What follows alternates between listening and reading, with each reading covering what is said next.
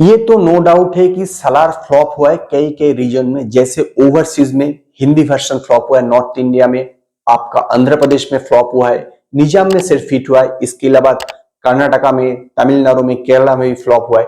इसका रीजन क्या है, इसके बारे में आप लोगों के साथ इस वीडियो में चर्चा करूंगा। हेलो फ्रेंड्स, मैं हूं अमर, तो welcome to my channel film news and reviews. सबसे पहला जो पॉइंट आ रहा है वो है आपका मार्केटिंग।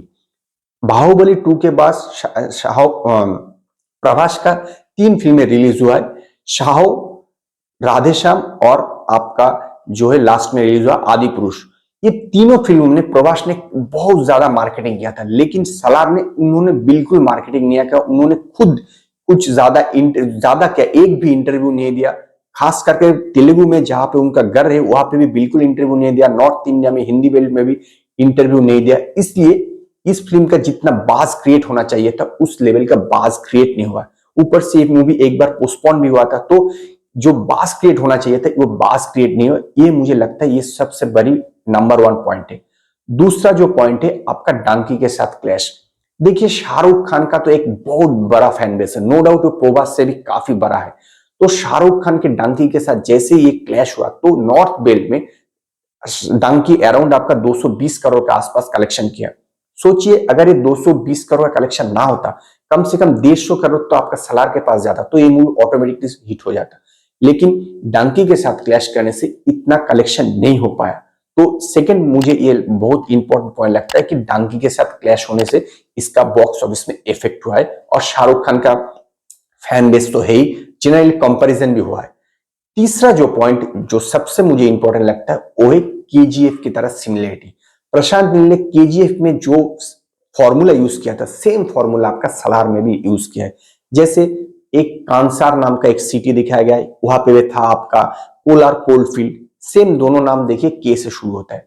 और ये कांसार में भी इस प्रकार का जो कानून चलता है वो पूरा इंडिया में बिल्कुल लागू नहीं है, मतलब अलग सा कानून चलता है। केजीएफ 2 में जो जगह दिखाएगा वहां पे भी सेम था, जो कानून चलता था वो इंडिया में कहीं पे भी लागू नहीं, मतलब इंडिया का कानून वहां पे लागू नहीं होता है। इस प्रकार का सेम फॉर्मूला देखिए।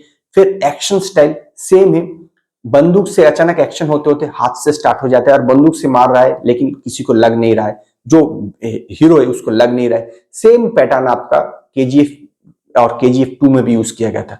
सिनेमाटोग्राफी भी बिल्कुल देखेंगे सेम है, कलर ग्रेडिंग्स बिल्कुल सेम है, और वहां पे भी कुछ लोग, मतलब 4-5 लोग एक साथ आपका जो ताकत है, जो कह सकते जो पावर है उसको पाने के लिए लड़ रहे थे। यहाँ पे भी सेम 4-5 लोग आप पावर के लिए लड़ रहे।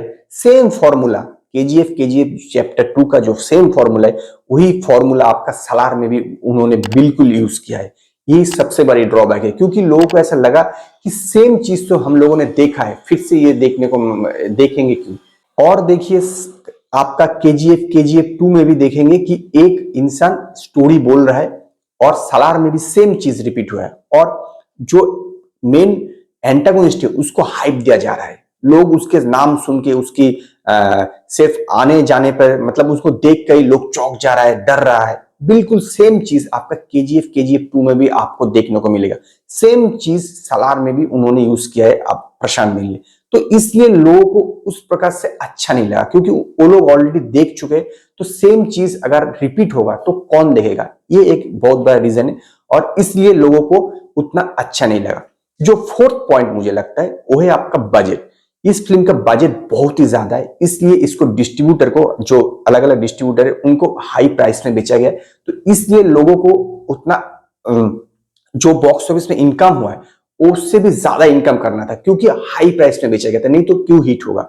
अगर डिस्ट्रीब्यूटर के पास पैसा नहीं आता है जितने में उन्होंने खरीदा है तो वो मूवी फ्लॉप ही होता है, जो सलार के साथ हुआ है। ये मुझे 4 पॉइंट लगता है कि इस वजह से सलार फ्लॉप हुआ है। तो आप लोग मुझे कमेंट में बताइए, आप लोगों का क्या राय है, आप लोगों का क्या पॉइंट है कि सलार किस वजह से फ्लॉप हुआ। अगर ये वीडियो आप लोगों का अच्छा लगे तो लाइक कीजिए, कमेंट कीजिए, शेयर कीजिए, और नए नए अपडेट के लिए मेरे चैनल को सब्सक्राइब कीजिए।